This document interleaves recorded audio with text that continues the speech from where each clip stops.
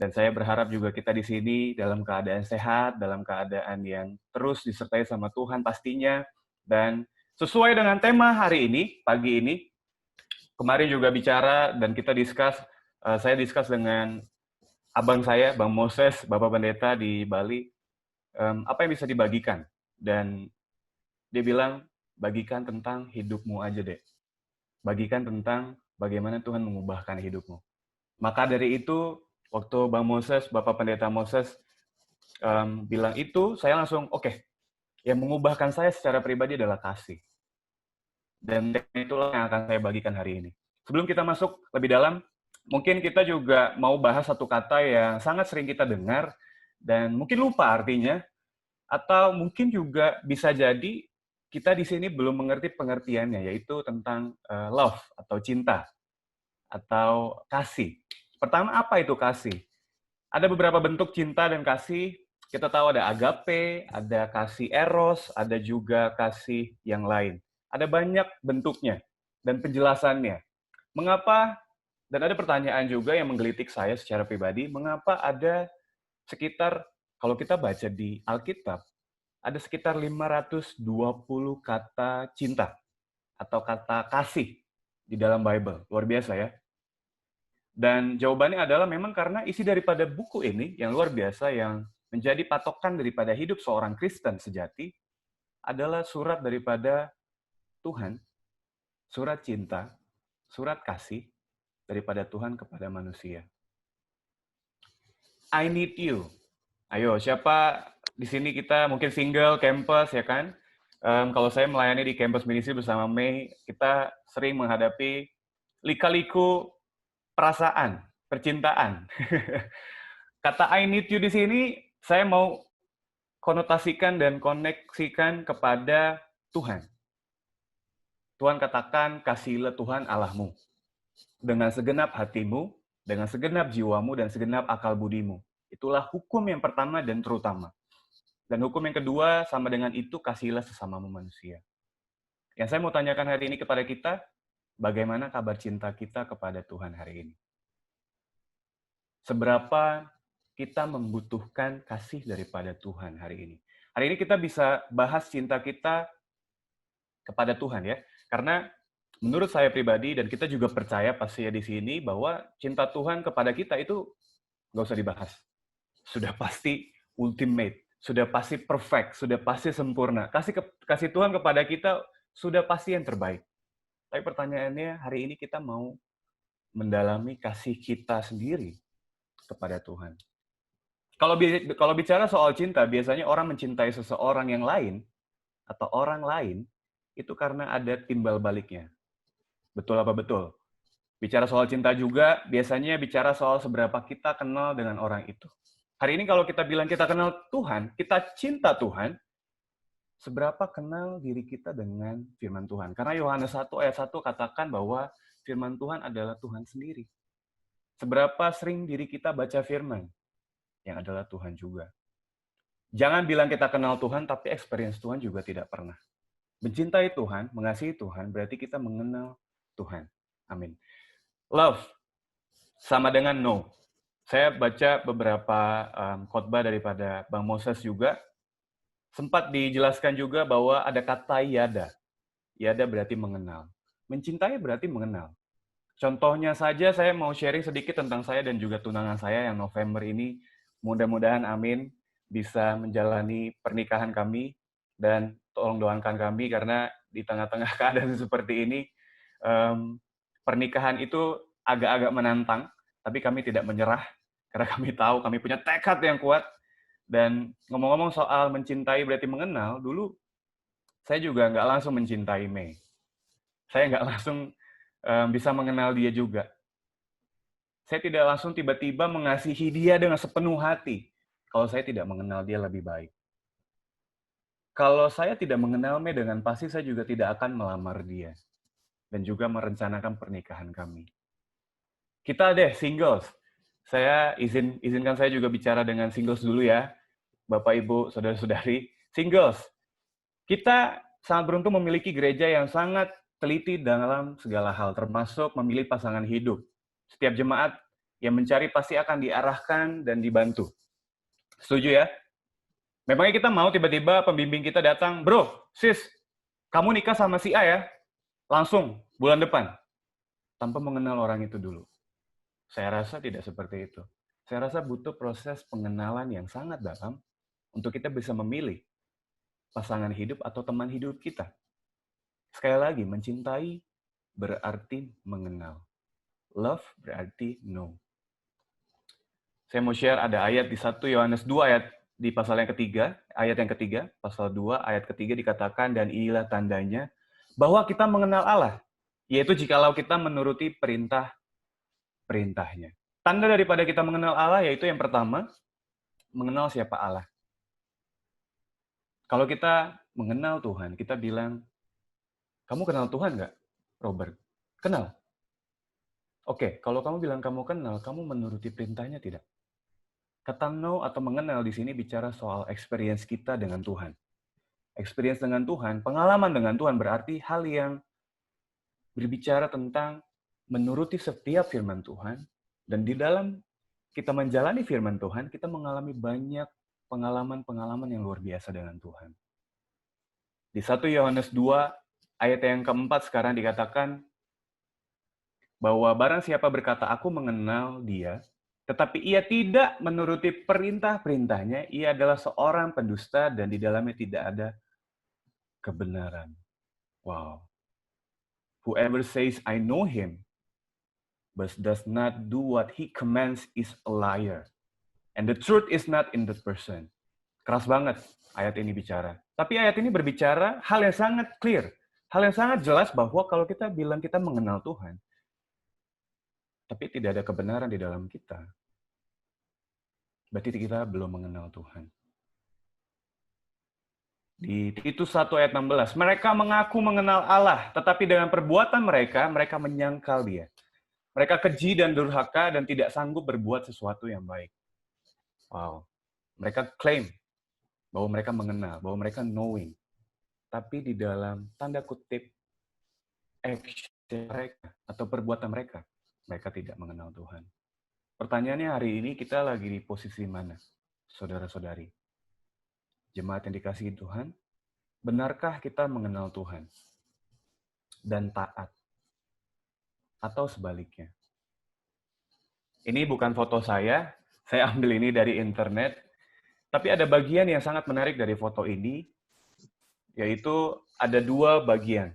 Ada sisi hitam dan sisi putih. Saya mau menunjukkan bagaimana saya juga di masa lalu saya juga hidup dengan topeng. Saya hidup dengan dua topeng, bahkan mungkin banyak sekali topeng. Saya dulu ada orang yang seperti itu. Menipu dengan mengenal Tuhan. Menipu dengan mengaku mengenal Tuhan. Mengenal Tuhan. Kamu kenal Tuhan, Robert? Kenal. Kamu pelayanan, Robert? Pelayanan. Tapi di luar sana, waktu saya tidak pelayanan, saya adalah orang yang berbeda. Di gereja bisa nyanyi untuk Tuhan, di satu sisi mengenal Tuhan pun saya tidak. Sampai di titik di mana saya merasa kosong, saya bertanya kepada diri saya sendiri, kehidupan Kristen saya sendiri, rasa-rasanya ikut Tuhan itu tidak ada faedahnya. Dan saya tersadarkan bahwa saya tidak mengenal Tuhan dengan benar. Saya belum mengenal Dia, dan saya belum taat. Makanya mungkin dulu saya juga punya pengalaman di mana saya lihat kekristenan itu semua sama saja. Dan saya sadari, kasih yang mengubahkan, itu waktu saya bisa taat dan mengenal Tuhan. Saya mau sharing dari Wahyu 22 ayat 14. Di sini ada satu jemaat yang menjadi contohan. Di buku Wahyu kita tahu ini buku yang terakhir di Alkitab. Tuhan Yesus memberikan contohan jemaat yang harus dicontoh. Apa yang mereka lakukan? Dia bilang mereka membasuh jubahnya. Mereka akan memperoleh hak atas pohon-pohon kehidupan dan masuk melalui pintu-pintu gerbang dalam kota itu. Saya mau fokus di translasi versi Amplified Bible-nya. Revelation 22, verse 14. Dia bilang, ada penjelasan tentang jubahnya. Apa sih jubahnya? Saya suka banget artinya. Dia bilang di sini adalah in the blood of Christ by believing and trusting in Him. Di dalam darah Yesus yang membasuh jubahnya itu artinya di dalam darah Yesus dengan percaya dan beriman kepada Yesus. Tapi tidak berhenti di situ. Ada stripnya. The righteous who do His commandment. Terberkatilah orang-orang yang percaya kepada Tuhan yang membasuh jubahnya artinya adalah terberkatilah orang-orang yang mentaati firman Tuhan. Membasuh jubahnya artinya kita percaya kepada Tuhan sudah pasti. Hati sepenuh hati dengan Tuhan dan melakukan firman Tuhan. Itulah arti daripada membasuh jubah. Dan berbahagialah. Karena orang yang seperti ini akan memperoleh hak atas pohon-pohon kehidupan dan masuk melalui pintu-pintu gerbang. 1 Yohanes 2 ayat 5-6. Tetapi barang siapa menuruti firman-Nya, di dalam orang itu sungguh sudah sempurna kasih Allah. Amin. Dengan itulah kita ketahui bahwa kita ada di dalam Dia. Barang siapa mengatakan bahwa ia di dalam Dia, ia wajib hidup sama seperti Kristus telah hidup.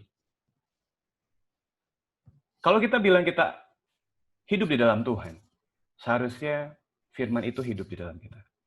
Kita mentaati firman Tuhan, dan itu membuat kita komplit, sempurna. Jadi bagaimana kita mempunyai kasih yang mengubahkan? Balik lagi ke tema yang saya mau bagikan kepada kita.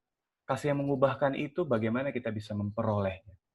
Kita harus mengenal dulu sumber kasih itu yang pertama. Lalu mengerti arti dari kasih dan mengenal Tuhan. Poin saya yang pertama, kasih yang mengubahkan berarti taat. Brother, sister, saudara-saudari, jemaat yang dikasihi Tuhan, kasih yang mengubahkan berarti taat. Dengan ketaatan, kasih kita bukan kasih yang shallow atau kasih yang tidak ada faedahnya. Waktu saya dulu ingat hidup saya yang lama, saya mengasihi orang, saya bisa bilang saya mengasihi. Tapi jenis kasih yang saya punya, itu tidak mengubahkan apapun. Kasih yang mengubahkan adalah melalui ketaatan kita. Kasih artinya taat kepada firman Tuhan, kepada perintah Tuhan. Ketaatan akan membawa kasih yang mengubahkan. Kita nggak bisa bilang kita mengasihi Tuhan kalau kita tidak mempelajari firman. Balik lagi. Saya mau sharing tentang 4 fase yang saya sangat suka bagikan, di mana ini memperlihatkan fase di mana orang mengenal Tuhan. Dari yang pertama sebelah kiri sampai yang sebelah kanan. Yang pertama adalah seeking, kedua adalah believing, ketiga adalah deciding, keempat adalah living. Yang pertama adalah mencari. Siapa sih orang yang tidak mencari Tuhan di dalam hidupnya? Semua orang, bahkan orang di dunia, itu mencari satu Tuhan. Kita tahu banyak orang yang mencari Tuhan dan bahkan sangat longing bisa bertemu dengan Tuhan. Ada orang yang agnostik, tidak percaya Tuhan, tidak percaya agama, tapi percaya ada Tuhan. Siapa yang tidak mencari? Semua orang mencari. Kita juga pernah di fase ini. Tapi ada fase yang kedua, yaitu mempercayai. Kita tahu ada banyak Tuhan, ada banyak berhala atau tanda kutip Tuhan di dalam dunia, tapi kita tahu Tuhan Yesuslah yang benar. Dan kita mencari, waktu kita ketemu Tuhan Yesus, oke, Tuhan Yesus, saya percaya Tuhan Yesus. Kita sudah melewati fase yang kedua. Tapi ada fase yang ketiga, yaitu deciding atau memilih. Ada fase di mana waktu kita sudah mencari, kita menemukan, kita percaya, ada fase di mana kita memilih mau ikut atau tidak. Kita tahu ada cerita di Alkitab di mana ada seorang anak muda yang datang kepada Yesus dengan hartanya yang banyak. Dia bilang, Tuhan, saya sudah melakukan banyak hal di dalam dunia ini. Hal baik Tuhan, saya sudah memberi. Apapun itu yang baik saya sudah lakukan. Apalagi hal yang bisa saya lakukan untuk bisa ikut Engkau. Untuk bisa masuk ke dalam kerajaan Tuhan. Secara sederhana Tuhan bilang, pergi, jual semua harta, bendamu, berikan itu kepada orang miskin, dan ikut aku. Tapi apa yang dilakukan anak muda ini, dia masuk ke dalam fase yang ketiga ini, saudara-saudari. Fase memilih. Dia memilih untuk tidak ikut. Dan bersedih dengan keputusannya. Oke, Bro Robert, tapi saya sudah memilih ikut Tuhan. Saya sudah memilih untuk berikan hidup saya dibaptis dengan keyakinan yang dalam, saya ikut Tuhan. Tapi ada fase yang keempat, saudara-saudari, yaitu menghidupi. Sama dengan kasih juga. Kita juga mungkin mencari kasih, kita percayai bahwa kasih adalah Tuhan, dalam Tuhan ada kasih, kita memilih untuk, oke, saya akan memilih mempraktekkan kasih yang Tuhan berikan, tapi apakah saya menghidupi kasih itu sekarang? Kita bisa di dalam 4 fase yang berbeda-beda di sini. Ada di fase mana kita hari ini? Apakah mungkin dulu kita sudah menghidupi, tapi kita mengalami kemunduran demi kemunduran, sampai mungkin kita sekarang lagi mencari kembali, mencari Tuhan. Kita lagi di fase mana? 1 Yohanes 2 ayat 7 dikatakan, aku tidak menulis perintah yang baru, tapi adalah perintah yang dari awal sudah diberikan oleh Tuhan, yaitu kasih. Kasihilah Tuhan Allahmu. Dari sejak zaman Adam dan Hawa di Taman Eden, hanya satu hal yang Tuhan inginkan, yaitu hubungan. Hubungan di mana ada kasih di dalamnya. Dan pertanyaannya bagi kita sekarang, apakah kasih kita sedang kita hidupi dengan ketaatan? Tadi kasih itu berarti taat, atau di mana? Poin yang kedua adalah true love means each other. Kasih yang mengubahkan berarti peduli satu sama lain. Di Matius 22 ayat 39, dan hukum yang kedua yang sama dengan itu ialah kasihilah sesamamu manusia seperti dirimu sendiri. Kita tahu semua, kita tahu ayat yang menjadi ayat hafalan bagi orang Kristen ini. Tapi di 1 Yohanes 2 ayat 9 sangat menarik. Saudara-saudari, dibilang, anyone who claims to be in the light but hates a brother or sister is still in the darkness, dibilang. Siapapun yang bilang bahwa dirinya di dalam terang, tapi membenci saudara-saudarinya, dia tetap di dalam gelap. Wow. Mengasihi sesama juga nggak mudah, betul ya? Saya juga setuju dengan itu. Mengasihi sesama berarti saya harus memberikan effort saya dalam mengampuni. Mengasihi sesama berarti saya harus memberikan effort saya untuk mengerti, dan itu tidak mudah.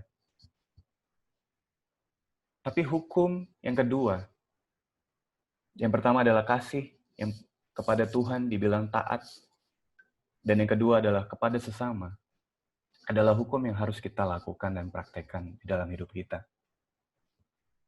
Mengasihi sesama berarti kita betul-betul memberikan yang terbaik. Pertama kepada brother sister atau kepada jemaat. Apakah jemaat dipenuhi orang yang sempurna? Pastinya enggak, pastinya tidak. Saya percaya pasti kita di sini, saya di Jakarta juga, dimanapun di kota-kota yang lain pun, tidak ada jemaat yang sempurna. Pasti ada 1, 2, 3, sampai 100, bahkan ribuan kesalahan yang kita buat di dalam kehidupan kita. Apakah mereka pernah buat kesalahan kepada kita? Jemaat di sini? Pasti. Tapi sikap kita berikutnya lah yang menentukan itu. Adakah kita taat firman dan mengampuni? Dan itu akan mengubahkan hubungan kita dengan satu sama lain di jemaat. Kita bicara dengan kasih yang mengubahkan. Kita bicara tentang kasih yang mengubahkan diri kita, pertama kita taat kepada Tuhan. Dan itu akan mengubahkan kita secara pribadi. Kita bicara tentang hubungan kepada orang lain, kita juga bicara bagaimana kita mempraktekkan bagaimana Tuhan mengasihi manusia. Hukum yang kedua, kasihilah sesamamu manusia. Gampangkah? Pastinya nggak mudah. Saya sharing dengan kehidupan saya sendiri di dalam keluarga saya. Saya tumbuh di keluarga yang beribadah setiap hari Minggu. Saya bertumbuh di dalam keluarga yang mengenal Tuhan dari sedari kecil, mengenal firman, mengenal tapi tanda kutip belum mentaati dan belum menghidupi, dan saya tidak merasakan kasih di dalam keluarga saya. Saya punya 3 adik, saya 4 bersaudara, dan saya adalah orang Batak. Saya dididik dengan sangat keras dan bertumbuh menjadi orang yang tidak bisa mengungkapkan perasaan saya. Memang kebutuhan materi dicukupkan, tapi hubungan tidak ada. Ngomongin perasaan pun rasa-rasanya sangat jarang. Sibuk urusan masing-masing, dan dari kecil hingga saya kuliah, saya masih ingat sampai saya SMA atau masuk kuliah gitu ya. Paling lama saya ngobrol sama orang tua saya atau ayah dan ibu saya itu 5 menit. Di tengah-tengah keluarga yang dari kecil beribadah, bagaimana bisa kasih di dalam keluarga itu, saya melihatnya kok tidak ada ya.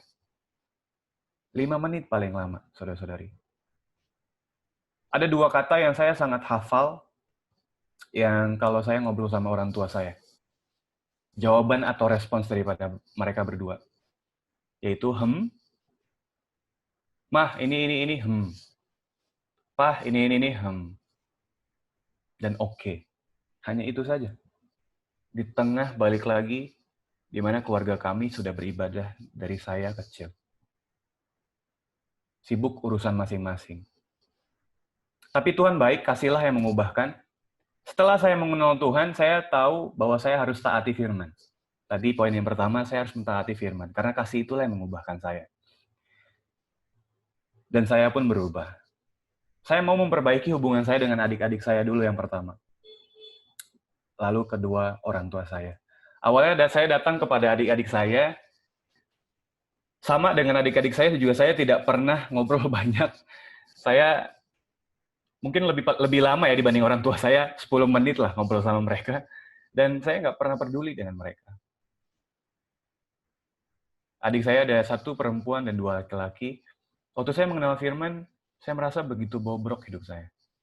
Di dalam keluarga saya. Di dalam hubungan, kami sangat bobrok. Di dalam materi, enggak. Kami cukup. Tapi di dalam hubungan, rasa-rasanya sangat tidak cukup. Saya datang kepada adik-adik saya waktu saya belajar firman Tuhan di tahun 2017, dan saya tahu saya harus berubah. Saya dulu adalah orang yang sangat emosian. Saya bisa pukul orang di jalan. Saya lagi nyetir, ada orang yang ganggu saya bisa turun, hajar, emosi. Karena saya dulu dididik dengan pukulan juga. Bagi orang tua saya, kalau menurut mereka saya salah, saya akan dipukul. Dan itulah saya tumbuh dengan asumsi seperti itu dan skema seperti itu. Kalau ada orang yang salah menurut saya akan hajar. Sebegitu tidak ada kasihnya saya. Dan dengan adik-adik saya coba satu demi satu. Saya coba pertama kali datang, saya ingat banget kepada adik saya yang perempuan. Saya datang, saya nggak pernah panggil adik saya itu dengan kata D. Pasti, oi, lu. Jadi nggak pernah manggil dengan kata D atau kata-kata yang sangat mengasihi, itu nggak pernah.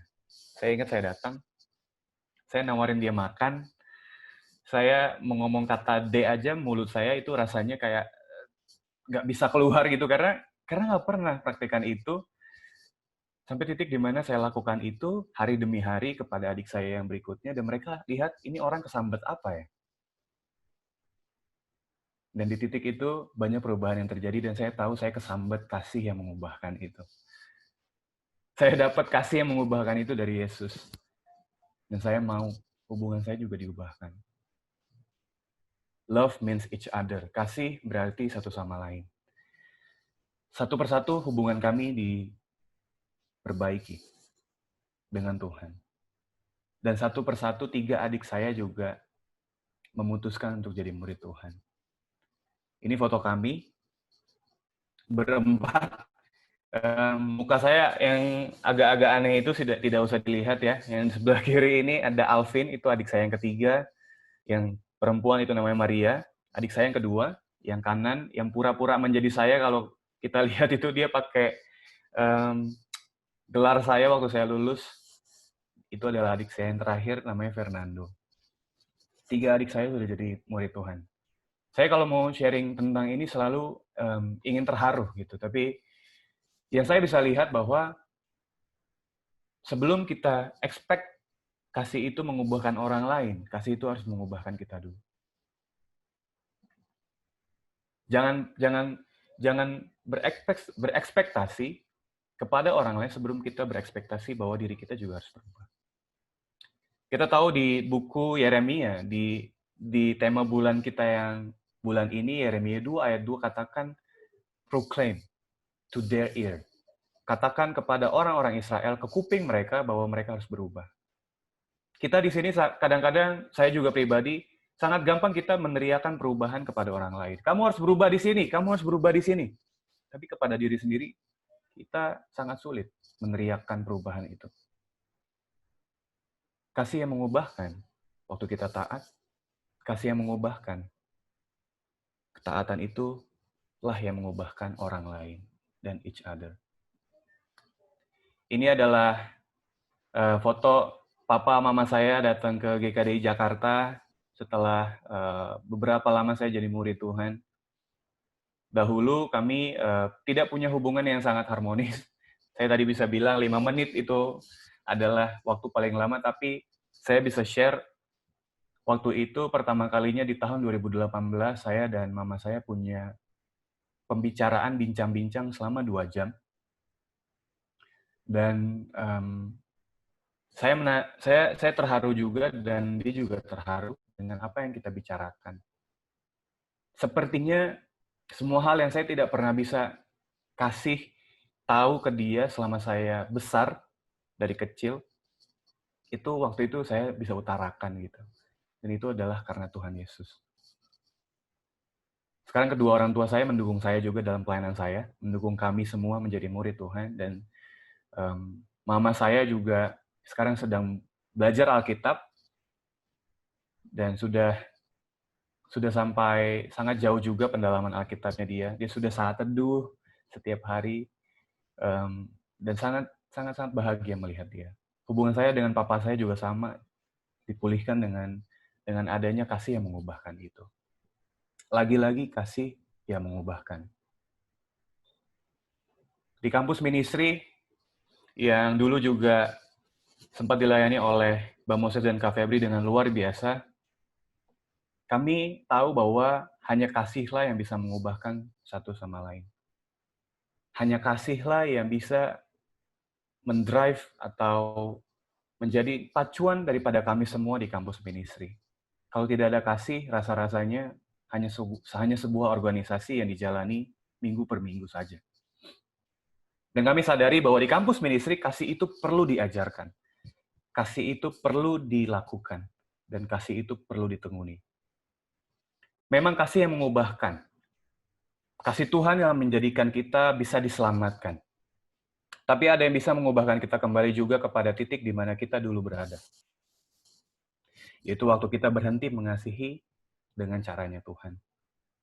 Saya bisa bilang saya hidupi kehidupan yang penuh kasih sekarang dengan keluarga saya. Kalau saya tidak melakukan itu waktu demi waktu, mungkin saya mengalami kemunduran juga di mana ada 4 fase tadi. Karena saya juga tidak tahu cara mengasihi dengan kasihnya Tuhan. Ready to serve, ready to learn. Itu adalah slogannya kami di kampus ministry. Siap melayani, siap belajar. Hari ini saya mengajak kita untuk sama-sama belajar. Saya juga perlu belajar. Kita semua perlu terus belajar. Sampai kapan? Sampai kita kelak dipanggil. Kasih itu harus dikumandangkan. Kasih itu harus dikedepankan. Dan kasih itu harus jadi pacuan daripada kita. So, 2 poin hari ini. 2 hal yang saya mau bagikan dari hidup saya secara pribadi. Yang saya kenal, kasih itu berarti taat. Dan kasih itu berarti sesama. Kasih yang mengubahkan berarti bagaimana orang bisa merasakan kasih lewat hidup murid-murid. Lewat hidup saya secara pribadi. Lewat hidup saya dengan keluarga saya juga. Kalau kita bilang kita mengasihi Tuhan, kita hidup jadi murid Tuhan, tapi keluarga kita tidak melihat kasih di dalam kita. Kita perlu tanyakan, kasih seperti apa yang kita punya hari ini? Kalau kita mengerti kasih Tuhan, kita harus paham betul bahwa Tuhan mengajarkan kasih lebih dulu. Saudara-saudari, memberi terlebih dahulu. Ada kata me dan kata di dalam bahasa Indonesia. Dan saya melihat di dalam Alkitab, Yesus selalu mengedepankan kata me, memberi dibanding diberi. Dia mengedepankan kata me, mengasihi dibanding dikasihi. Mengerti dibanding dimengerti. Mengedepankan orang lain. Kalau kita mengerti kasih Tuhan, kita harus paham betul kita sudah dapat kasih daripada Tuhan. Dan mari kita ajarkan itu, kita sebarkan itu, kasih yang sangat-sangat bisa mengubahkan hidup kita pribadi dan bisa mengubahkan orang. Karena kasih, perspektif berubah. Karena kasih, perasaan berubah. Karena kasih, komunikasi bisa berubah. Karena kasih, pengampunan kita bertambah. Karena kasih, kesabaran kita bertambah. Karena kasih, duka bisa menjadi suka. Karena kasih, ada damai. Dan itu semua karena Tuhan adalah kasih. Amin. Hari ini saya mengajak kita untuk bisa merenungkan kembali kasih daripada Tuhan Yesus yang sangat luar biasa. Dan kita kembali akan mengenang kematian Dia di kayu salib dan mengambil komuni dan mengenang kasih yang begitu sejati. Kasih yang Tuhan berikan. Dan sebelum itu saya juga mau mempersilahkan calon istri saya yang saya kasihi dan mudah-mudahan terus saya kasihi sampai saya dipanggil Tuhan. Dan dia juga akan bercerita tentang bagaimana kasih itu bisa mengubahkan. Yang mengubahkan dirinya dan mengubahkan orang-orang di sekitarnya dia. Saya persilakan Aurea Lami untuk waktu dan tempatnya. Selamat pagi, brothers dan sisters semuanya. Sangat bersyukur saya bisa datang virtually ke Jemaat Bali. Perkenalkan, nama saya Mei, saya dari Jakarta Campus Ministry. Di pagi hari ini, saat mengambil komuni, saya ingin berbagi cerita bagaimana Kristus dan salibnya mengubah pandangan dan menyembuhkan kelemahan saya. Saya lahir dan besar di keluarga yang sangat-sangat dysfunctional. Dari kecil, saya hampir nggak pernah merasakan kasih sayang orang tua. Mama saya meninggalkan rumah dan kabur bersama adik saya. Orang tua saya akhirnya cerai waktu saya duduk di bangku SMA. Semenjak itu, saya dan kakak laki-laki saya diasuh tante atau kakak dari papa saya yang sudah saya anggap sebagai mama saya sendiri. Dari kecil, saya juga mengalami physical abuse di keluarga, terutama dari kakak laki-laki saya. Saya sering dipukul, bahkan nggak jarang ditendang, atau disundut pakai rokok oleh kakak saya hanya karena dia ingin melampiaskan amarahnya. Jadi di tubuh saya ini sudah ada bekas-bekas luka-luka ya, bekas sejarah, karena dulu sering dipukul. Karena seringnya dipukul ini, saya sampai merasa kebal dengan setiap pukulan. Di sekolah juga sama, saya korban bullying, sering dikucilkan karena penampilan saya nggak sama seperti mereka. Tanpa disadari, saya bertumbuh menjadi seorang pribadi yang sangat insecure, takut akan hubungan, dan juga punya mistrust yang sangat besar. Kelemahan terbesar saya itu adalah hubungan dengan siapapun. Karena dari kecil, saya nggak pernah punya role model tentang membangun hubungan itu sendiri. Saya nggak pernah merasakan keluarga atau lingkungan yang berjuang untuk saya. Yang ada hanyalah perasaan terbuang dan ditolak. Karena itu, saya juga terbiasa hidup menjadi pribadi yang individual. Boro-boro deh pikirin orang lain. Saya mendingan pikirin tentang kehidupan saya aja. Gimana membuat diri saya jadi lebih baik. Saya takut banget yang namanya berurusan dengan orang lain atau memiliki hubungan, karena saya takut ditolak dan mengalami kekecewaan yang sama dari keluarga saya. Dan itu juga berpengaruh kepada kehidupan spiritual saya yang gitu-gitu aja. Saya percaya sih sama Tuhan, saya percaya juga tentang Yesus, tapi saya nggak pernah mengerti tentang kehidupan sebagai orang yang percaya. Pergi ke gereja itu hanya sebuah rutinitas kehidupan yang saya ambil secara biasa-biasa aja. Saya mengerti akan adanya Tuhan, tapi saya tidak mengenal siapa Tuhan sebenarnya.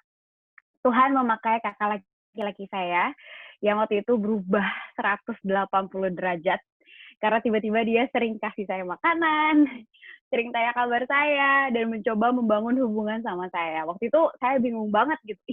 Ini kenapa nih orang kok aneh banget? Kalau dia kasih makanan, jangan-jangan makanannya udah diracunin karena dia mau saya mati. Gitu. Nah, tapi satu sisi saya melihat dia bertekun banget mengasihi saya. Dia bilang waktu itu dia mulai belajar Alkitab dan jadi murid Tuhan. Satu sisi saya penasaran banget, maksudnya apa pelajaran Alkitab, dia belajar apa? Karena kita sering banget ke gereja, kita sering banget didoain pendeta, dikasih segala rupa ritual-ritual gitu ya. Tapi kok kakak saya nggak pernah berubah gitu. Tapi kok dia bilang dia belajar Alkitab, dia bisa berubah. Ini menurut saya itu aneh banget. Singkat cerita, saya mulai belajar Alkitab. awalnya saya tertutup banget, struggle, dan susah untuk membuka diri karena menurut saya itu kayak, aduh nggak bisa deh cerita sama orang lain. Waktu itu mungkin yang tadi dengan saya tuh bergumul ya minta ampun, karena kok ini susah banget sih si Mei ini untuk cerita dan terbuka. Dan mungkin Kak Feby juga punya experience ya, ini anak kok susah banget ya bisa terbuka gitu. Tapi saat belajar arti salib yang sebenarnya, saya ingat, saya tertusuk dan sadar, saya nggak bisa membayangkan apa yang Tuhan lakukan untuk saya, yaitu mati di kayu salib untuk bisa menebus dosa saya. Saat itu, pertama kalinya di hadapan Tuhan, saya merasa nggak terbuang, saya merasa saya penting dan berharga di mata Tuhan. Mungkin saya nggak pernah merasakan kasih dari orang lain, tapi waktu itu saya benar-benar merasakan kasih dari Tuhan. Selama itu mungkin saya nggak pernah mengerti konsep kasih sebenarnya. Tapi dari awal, bahkan sebelum saya ada, Tuhan sudah melakukannya buat saya. Di situ saya melihat satu karakter Tuhan yang selama ini saya sangat hilang, yaitu kasih. Hal yang selama ini saya buta, saya nggak tahu caranya dan saya nggak punya arti yang benar tentang hal itu. 1 Yohanes 4 ayat 11 bilang, saudara-saudaraku yang kekasih, jika Allah sedemikian mengasihi kita, maka haruslah kita juga saling mengasihi. Tidak ada seorang pun yang pernah melihat Allah. Jika kita saling mengasihi, Allah tetap di dalam kita dan kasih-Nya sempurna dalam kita. Kasih Tuhan semakin jelas bagi saya saat Tuhan memakai jemaat di kampus ministry pada waktu itu untuk membuka mata saya tentang arti kasih yang nyata yang tertulis di dalam Alkitab. Ditambah lagi waktu itu ada satu sister setelah saya di salib itu, satu sister ini rela banget anterin saya, padahal cuma sampai ke halte busway gitu kan. Tapi kejadian itu masih saya ingat sampai sekarang, karena disitulah saya pulang, saya nangis, kok gila, kok ini orang bisa banget ya, masa sebenarnya itu simple banget gitu, tapi kok saya bisa merasa sangat dikasihi. Dari situ saya belajar untuk lebih terbuka lagi, lebih mau berjuang lagi, memberi diri saya disembuhkan oleh firman Tuhan, lewat keterbukaan meskipun susah banget awalnya buat saya. Termasuk dalam menjalin hubungan dengan brothers dan sisters. Sampai akhirnya saya memutuskan menjadi murid tahun 2012. 8 tahun sudah berlalu, dan banyak hal yang Tuhan tambahkan dan sembuhkan dalam hidup saya. Ada kalanya dalam kehidupan murid saya, hubungan yang dijalani juga nggak mulus. Ada masalah, ada perasaan ditolak juga, ada perasaan takut kecewa. Tapi saya tahu saya harus berproses untuk terus mau mengasihi. Meskipun susah, saya harus berproses dari arti salib untuk saya. Goal Tuhan adalah kerelaan dirinya mati di kayu salib untuk menebus dosa manusia. Ini menjadi goal saya untuk berjuang dan mati bagi diri saya sendiri saat saya bisa berhubungan dan mengasihi orang lain. Saat saya berjuang, saya semakin mengenal hati Tuhan. Saat saya berjuang mengasihi, saya makin mengerti arti salib yang sesungguhnya. Tahun 2018, saya masuk ke dalam pelayanan ministry, suatu tempat di mana saya akan berhubungan dengan banyak orang. Suatu keadaan yang saya takuti sebelumnya. Tapi saya nggak pernah menyangka kalau Tuhan begitu baik, membuat saya perlahan-lahan sembuh dari area itu waktu saya berjuang bersama salib Kristus. Saat ini, sewaktu mengambil komuni, saya mau terus diingatkan tentang pengorbanan Yesus di kayu salib yang menyembuhkan setiap kelemahan saya dan tidak membiarkan pengorbanannya di kayu salib menjadi sia-sia. Terima kasih. Amin. Amin.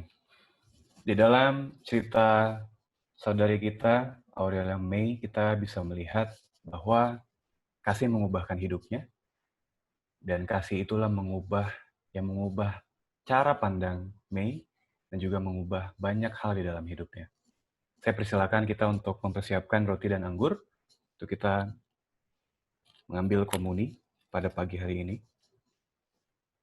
Dan saya mau membacakan di buku 1 Korintus 11 ayat 23 sampai 26. Dikatakan, sebab apa yang telah kuteruskan kepadamu telah aku terima dari Tuhan, yaitu bahwa Tuhan Yesus pada malam waktu Ia diserahkan mengambil roti, dan sesudah itu Ia mengucap syukur atasnya, Ia memecah-mecahkannya dan berkata, inilah tubuhku yang diserahkan bagi kamu. Perbuatlah ini menjadi peringatan akan aku. Mari kita makan roti lambang tubuh Kristus.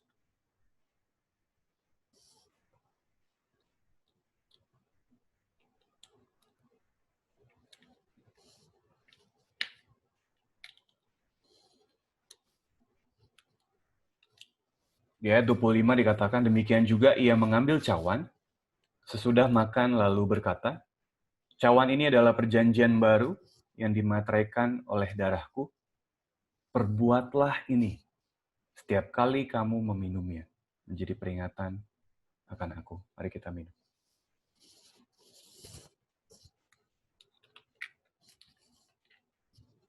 Sebab setiap kali kamu makan roti ini dan minum cawan ini, kamu memberitakan kematian Tuhan sampai Ia datang. Mari kita bersatu dalam doa. Tuhan, Allah Bapa di surga, kami bersyukur karena kami kenal Allah yang penuh kasih itu, Bapa. Pagi ini kami mengingat kembali Tuhan, bagaimana pengorbanan Engkau adalah kasih yang sejati. Di dalam hidup kami, Bapa, kami mengerti Tuhan. Banyak aspek di dalam kehidupan kami yang kami perlu Engkau ada di sana. Dan perlu kasih itu ada di sana, Tuhan. Hari ini kami belajar, Bapa. Kasih yang mengubahkan adalah kasih melalui ketaatan kami kepada Engkau, di mana kami diubahkan. Dan kami juga belajar, Bapa, bahwa kasih yang mengubahkan kami, yaitu kasih Engkau bisa mengubahkan banyak orang dan hubungan kami. Karena kami tahu, Tuhan, waktu Engkau mati di kayu salib, itu semua tentang bagaimana Engkau mengasihi kami. Bapa, ajarkan kami dan selalu ingatkan kami, Tuhan, tentang kasih itu. Dan biarlah kami dalam kehidupan kami bisa mempraktekkan kasih yang mengubahkan yang luar biasa itu, Tuhan. Di dalam kehidupan kami. Di dalam kehidupan Kristen kami, Tuhan. Di dalam kami mau mengenal Engkau terus-menerus sampai kami dipanggil, Tuhan. Kami bersyukur, Tuhan, untuk pagi hari ini. Kami berdoa hanya di dalam nama Tuhan Yesus. Haleluya. Amin.